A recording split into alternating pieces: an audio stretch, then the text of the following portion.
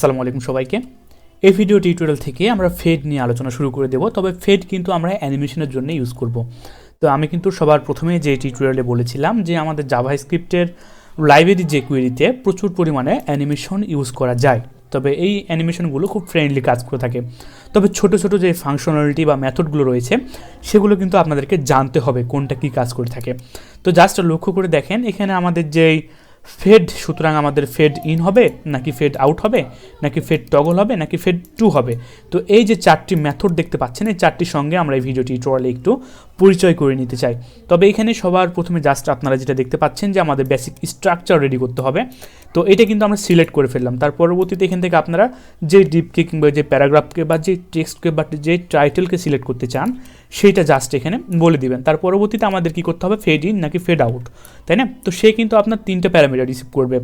প্রথম প্যারামিটার হচ্ছে স্পিড কতটুকু হবে, দ্বিতীয় প্যারামিটার হচ্ছে যদি আপনি অপাসিটি দিতে চান, তৃতীয় প্যারামিটার হচ্ছে কলব্যাক ফাংশন। তো আমরা কিন্তু তিনটাই দিয়ে শিখবো, ঠিক আছে? তো জাস্ট সেই কাজটা শুরু করার জন্য সবার প্রথমে জাস্ট আমি যে কাজ করেছি HTML বেসিক স্ট্রাকচার তৈরি করেছি, সেখানে index.js ফাইলের সঙ্গে লিঙ্ক আপ করে নিয়েছি। তার পরবর্তীতে জাস্ট আমি এখানে jQuery যে সিডিএন সেটা এখানে আমি অ্যাড করে দিয়েছি। তার পরবর্তীতে style.css এর সঙ্গে এখানে আমি জাস্ট লিঙ্ক আপ করে দিয়েছি। তো আমি বড় করে নিলাম। তো আশা করি এতটুকু কাজ আপনারা সকলে পারেন। এগুলো কিন্তু বিগিনার লেভেলের একদম টিউটোরিয়াল না, অবশ্যই আপনাকে জাভাস্ক্রিপ্ট শিখে আসার পর কিন্তু এগুলো করতে হবে। তো জাস্ট আমি এখানে সবার প্রথমে যে কাজ করব, .div1 লিখে আমি একটি ডিপ তৈরি করে নিলাম। তো এগুলো পাশাপাশি রাখি, কোনো সমস্যা নেই। তো তার পরবর্তীতে জাস্ট ক্লাস নেম দিচ্ছি div1, তার পরবর্তীতে div2, div3 তিনটা নিয়ে আমরা করব। তো এখানে বলে দিলাম div2, তার পরবর্তীতে এইটা বলে দিচ্ছি div3। তো একটা আমি এখানে বাটন এবার ক্রিয়েট করে নিতে চাই, তাই না? তো বাটনটা আমি সবার উপরেই ক্রিয়েট করে নিচ্ছি আপনাদের বোঝার সুবিধার্থে অ্যাকচুয়ালি। তো এখানে আমরা বাটনে বলে দিলাম ক্লিক। তো এবার জাস্ট তিনটা ডিপকে ভালোভাবে বোঝার জন্য আমরা একটু স্টাইল তৈরি করে নিই। তো স্টাইল তৈরি করে নেওয়ার জন্য একটা কাজ করতে পারি আমরা, সেটা হলো .div1, পারফেক্ট .div1। তো তার একটি ব্যাকগ্রাউন্ড কালার দিয়ে দিলাম, ব্যাকগ্রাউন্ড কালার বলে দিলাম রেড।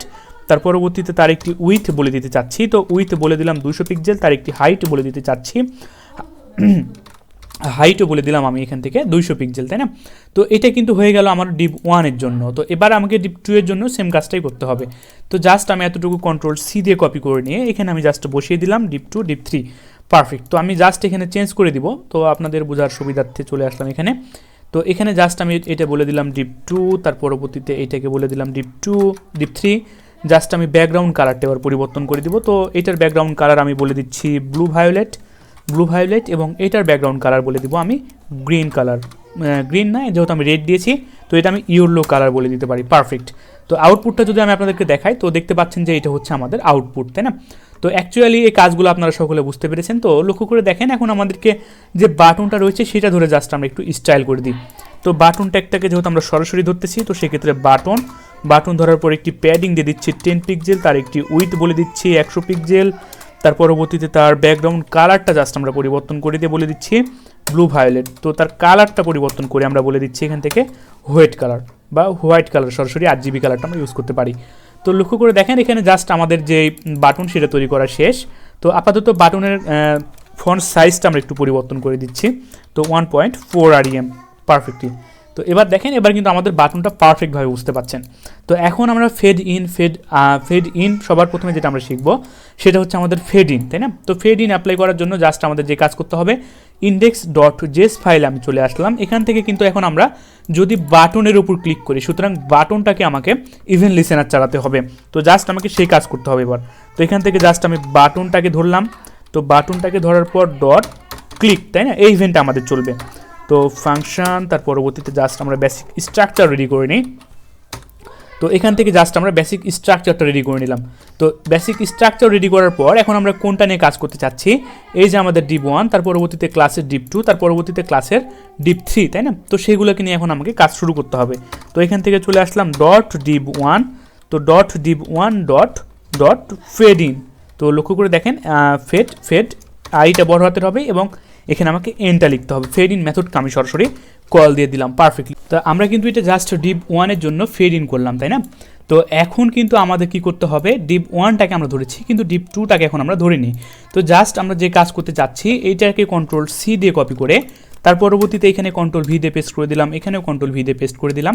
তো এইটা হবে আমার div2 এবং এইটা হয়ে যাবে আমার div3।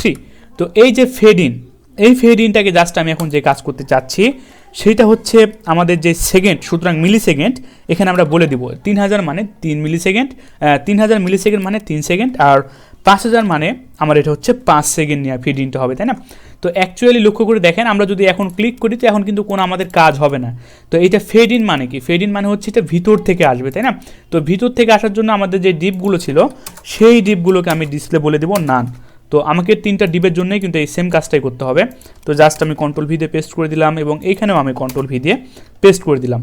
তো এবার যদি লক্ষ্য করে দেখেন আমি জাস্ট এবার ক্লিকে ক্লিক করছি, তো আমার প্রাথমিক অবস্থায় 1টা চলে আসলো, তার পরবর্তীতে 2টা আসলো, তার পরবর্তীতে 3টা আসলো আমার 3 সেকেন্ড, অর্থাৎ অনেকক্ষণ পর, মানে এটা সম্ভবত আমার 5 সেকেন্ড দেওয়া ছিল, হ্যাঁ এটা আমার 5 সেকেন্ড পর আসলো। তো এটা কিন্তু আপনি এখান থেকে বুঝতে পারলেন। তো শুধুমাত্র 5 সেকেন্ড নয়, আপনি এখানে কিন্তু স্লো ইউজ করতে পারবেন। তো এবার দেখেন লক্ষ্য করে জাস্ট আমরা ক্লিক করব, তার পরবর্তীতে আমাদের সেটা স্লো মোশনে চলে আসলো। তো এই কাজগুলো কিন্তু আপনারা এখান থেকে করতে পারবেন। তো এবার জাস্ট আমরা যেটা শিখবো সেটা হচ্ছে আমাদের ফেড আউট নিয়ে। তো ফেড আউটের জন্য জাস্ট আমি যে কাজ করতে চাচ্ছি সেটা হচ্ছে এখানে আমাকে ফেড ও ইউটি পারফেক্ট, তার পরবর্তীতে ফেড ও ইউটি পারফেক্ট, তো ফেড ও ইউটি, তো এখানে আমাকে জাস্ট পরিবর্তন করে দিলাম, কন্ট্রোল এস দিয়ে সেভ করে নিলাম। তো এবার দেখেন আমি জাস্ট ক্লিক করব, তবে কোনো কাজ হচ্ছে না। তো ফেড আউট মানে কি? এতক্ষণে কিন্তু আমাদের ভিতর থেকে আসলো, আর এটা কিন্তু এবার আমাদের বাহির থেকে আসবে। তো এখান থেকে জাস্ট আমাকে ডিসপ্লেটা যেটা নান লিখেছিলাম সেটা আমাকে তুলে দিতে হবে, তাই না? তো লক্ষ্য করে দেখেন আমরা কিন্তু সিএসএস নিয়ে কিন্তু আমরা অ্যানিমেশনগুলো ইউজ করব। এছাড়া যখন আমরা কোনো একটি প্রজেক্ট করতে যাব তখন কিন্তু আমরা জাস্ট সিএসএস নিয়ে কাজগুলো করব। তো এবার দেখেন আমরা জাস্ট ক্লিক করছি, ফেড আউট হয়ে গেল, ফেড আউট হয়ে গেল মানে সে চলে যাচ্ছে, বলে না যে আউট হয়ে গেল, ব্যাটসম্যান আউট, তখন কি হয়? সে মাঠ থেকে চলে যায়। সুতরাং এই যে ফেড আউট, তো আশা করি বিষয়টা আমি আপনাদেরকে বোঝাতে পেরেছি। তো ফেড আউটের কাজটাও কিন্তু আপনারা এখান থেকে দেখে নিতে পারলেন। তো এর পরবর্তীতে আমরা যেটা শিখবো সেটা হচ্ছে ফেড টগল নিয়ে। তো ফেড টগলের জন্য জাস্ট আমরা যে কাজ করতে পারি, আউটটা তুলে দিলাম, টিটা বড় হাতের হবে, তার পরবর্তীতে ও জিজিএলই। তো টগলের কাজটা অ্যাকচুয়ালি কি বলেন তো? টগলের কাজ কিন্তু হচ্ছে আমাদের সবগুলোর জন্য আমরা পরিবর্তন করে দিচ্ছি। তো টগলের কাজ হচ্ছে একবার শো করবে, একবার নান করবে। তো এটাই হচ্ছে কিন্তু আমাদের টগল। ক্লিক করলাম, লক্ষ্য করে দেখেন সবগুলো চলে গেল। তার পরবর্তীতে আমরা যদি আবারও ক্লিক করি সবগুলো কিন্তু আমাদের চলে আসতেছে। সুতরাং এটা লাইট অন অফের মতো কাজ করতেছে, একবার লাইট অন হচ্ছে, একবার লাইট আমাদের অফ করে দিচ্ছে। তো অ্যাকচুয়ালি এটাই কিন্তু আমাদের কাজ করলো। তো এবার লক্ষ্য করে দেখেন এবার আমরা ফেড 2 নিয়ে কাজ করতে চাই। তো ফেড 2 নিয়ে কাজ করার জন্য জাস্ট আমাকে এখানে বলে দিতে হবে 2। তো জাস্ট টগলের 2টাকে আমি রেখে দিলাম অ্যাকচুয়ালি। তো তার পরবর্তীতে এখান থেকেও আমি 2টাকে রেখে দিলাম। তো এই কাজগুলো আমরা করলাম। তবে আমি আরেকটা জিনিস কিন্তু আপনাদেরকে দেখিয়ে দিতে চেয়েছিলাম, সেটা হচ্ছে অপাসিটি নিয়ে। তো অপাসিটি নিয়ে জাস্ট আমি একটি কাজ করতে চাই, সেটা হলো এখানে জাস্ট আমি যে 3000 দিয়েছি, 3000-এর এইখানে জাস্ট আমি কমা দিয়ে দিলাম। কমা দেওয়ার পর এখানে আমি বলে দিলাম 0.5 সেকেন্ড মিলে তুমি 0.5, এটার অপাসিটি হবে 0.5। এই যে স্লো যেটা ছিল এটার অপাসিটি হবে হচ্ছে 0.7 পারফেক্টলি। তো লক্ষ্য করে দেখেন এবার জাস্ট আমরা কন্ট্রোল এস দিয়ে সেভ করে নিলাম। তো এটাকে আমরা 4 করে দিচ্ছি, কন্ট্রোল এস দিয়ে সেভ করে নিলাম। তার পরবর্তীতে ক্লিক করলাম, তার পরবর্তীতে দেখতে পাচ্ছেন আমাদের এটার অপাসিটি কিন্তু আমাদের সঙ্গে সঙ্গে চেঞ্জ হয়ে যাচ্ছে। তো আপনাদের বোঝার সুবিধার্থে একটা কাজ করতে পারি আমরা এখানে, সেই কাজটা হলো এটার অপাসিটি আমরা বলে দিলাম 9 এবং এইটার অপাসিটি বলে দিতে পারি আমি 7, যেন আপনারা অ্যাকচুয়ালি ভালোভাবে বিষয়টা বুঝতে পারেন। তো এবার দেখেন যখন ক্লিক করব সেটার অপাসিটি শুধুমাত্র চলে আসবে। তো সেটা কিন্তু এবার দূর হচ্ছে না, সেটা শুধুমাত্র অপাসিটিটা চেঞ্জ হয়ে যাচ্ছে। তো দেখেন এটার কিন্তু অপাসিটি আমাদের চেঞ্জ হয়ে গেল। তো আপনাদের বোঝার জন্য আরেকটি এটা আমি কাজ করতে পারি, সেটা হলো এখানে 15 দিয়ে দিতে পারি, তাহলে আপনারা বিষয়টা আরও ভালোভাবে বুঝতে পারবেন। তো এটা আমি বলে দিচ্ছি স্লো, এবার এটাকে আমি বলে দিলাম স্লো নামে, পারফেক্ট।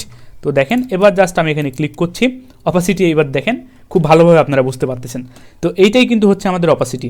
তো আরেকটি কাজ আমি এখানে দেখাতে চাই, সেটা হচ্ছে আমরা কলব্যাক ফাংশন। সুতরাং এখানে কিন্তু আমরা কলব্যাক যে ফাংশন রয়েছে সেটাও কিন্তু আমরা এখানে ইউজ করতে পারবো। তো লক্ষ্য করে দেখেন জাস্ট আমরা এখানে চলে আসলাম এবং এখানে আমরা একটি অ্যালার্ট মেসেজ শো করতে চাচ্ছি, যে এটা বলে দিলাম হচ্ছে ডিপ 3, পারফেক্ট। তো এবার লক্ষ্য করে দেখেন জাস্ট আমরা সে স্লো মোশনে আমাদেরকে অ্যালার্ট হবে, মানে সে আগে ফেড 2 এর কাজ করবে, তার পরবর্তীতে আমাদের ফেড 2 এ কী রয়েছে স্লো হবে, তার পরবর্তীতে 0.9 সে অপাসিটি নেবে, তার পরবর্তীতে সে এসে আমাদেরকে অ্যালার্ট দেখাবে। সুতরাং কলব্যাকের যারা আমার ভিডিও টিউটোরিয়ালটি দেখেন না তারা অবশ্যই দেখে আসবেন। তো এখান থেকে জাস্ট লক্ষ্য করে দেখেন এবার আমাকে সে ডিপ 3 এর বেলাতে অ্যালার্ট দেখিয়েছে, ডিপ 3 দেখিয়েছে পারফেক্টলি। তো অ্যাকচুয়ালি কিন্তু আমি এই চারটা দেখাতে চেয়েছিলাম আপনাদেরকে, তো চারটার কাজ আপনারা সকলে শিখে নিলেন। তো প্রথমে দেখেছেন স্পিড দেখেছেন, তার পরবর্তীতে অপাসিটি দেখলেন, তার পরবর্তীতে আমি কিন্তু আপনাদেরকে কলব্যাক ফাংশনটাও দেখিয়েছি। তো fade in, fade out, fade toggle এগুলো বেশি বেশি প্র্যাকটিস করুন, যখন আমরা প্রজেক্ট করবো অ্যাকচুয়ালি তখন আপনারা এটা আরও ভালোভাবে বুঝতে পারবেন। তো আজকে ভিডিও টিউটোরিয়ালটি এ পর্যন্ত, ধন্যবাদ সকলকে।